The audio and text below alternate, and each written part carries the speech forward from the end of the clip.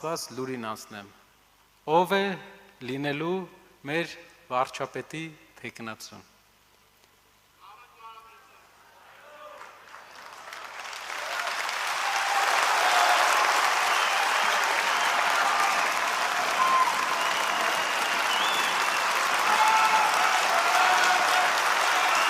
Մեր կուսակցության վարչապետի թեկնածուն պարոն Կարապետյան, Սամվել Կարապետյան։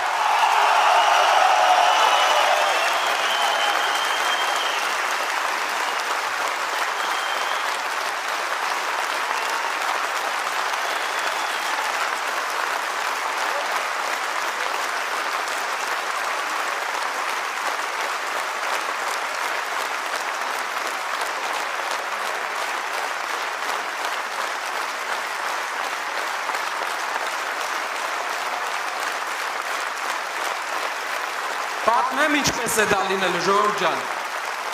պատմեմ, ուրեմն մեր սահմանադրությունը ունի 148 հոդված, ինչ է ասում 148 հոդվածը, նա սահմանում է, թե ով պետք է լինի մեր երկրի վարչապետը, իսկ ինչպես է փոփոխվում, որոշվում 148 հոդվածը, փոփոխվում է ազգային ժողովով, ազգային ժողովի քվեարկությամբ և ոչ թե սահմանադրական բարեփոխումներով, իսկ ինչ ընտրություն է լինելու հունիսի 7-ին։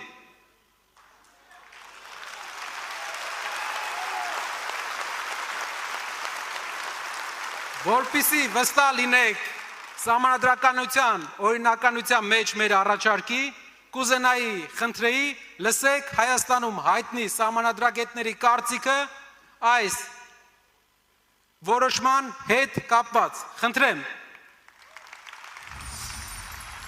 Հայաստանի Հանրապետության սահմանադրությամբ նախատեսված են փոփոխությունների 3 ռեժիմներ, նախ գոյություն ունեն անփոփոխելի հոդվածներ,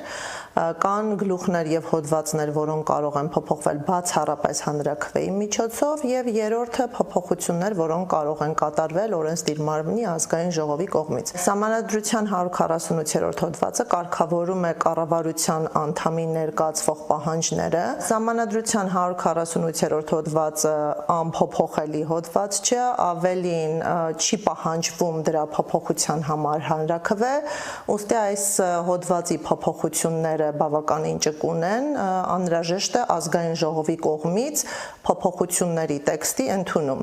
Նախաձեռնությունը տեղի ունենալու պարագայում նախագիծը դրվում է քվեարկության ազգային ժողովում եւ այն պետք է հավաքի պատգամավորների ընդհանուր թվի 2/3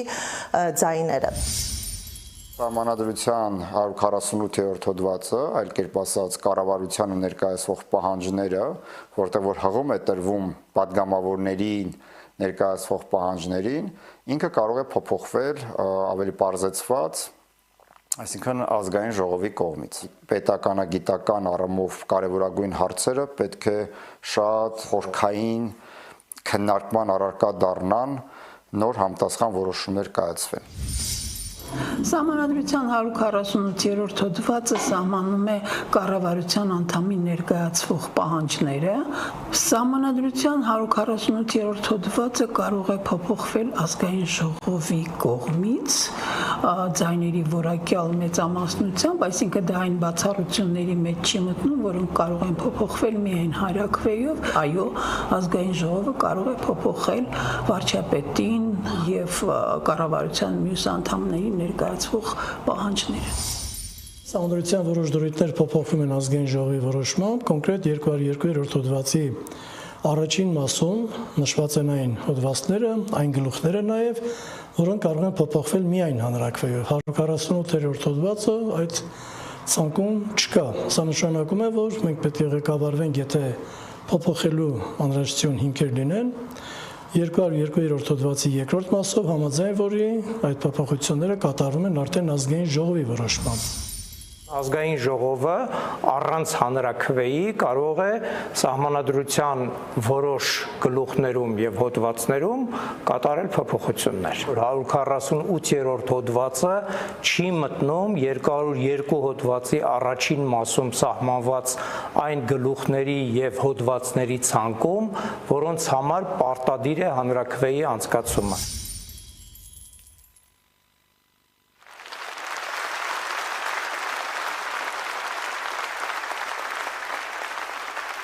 Մեր երկրի հայտնի սահմանադրագետներն են ասում, իրենցից շատերը մասնակցել են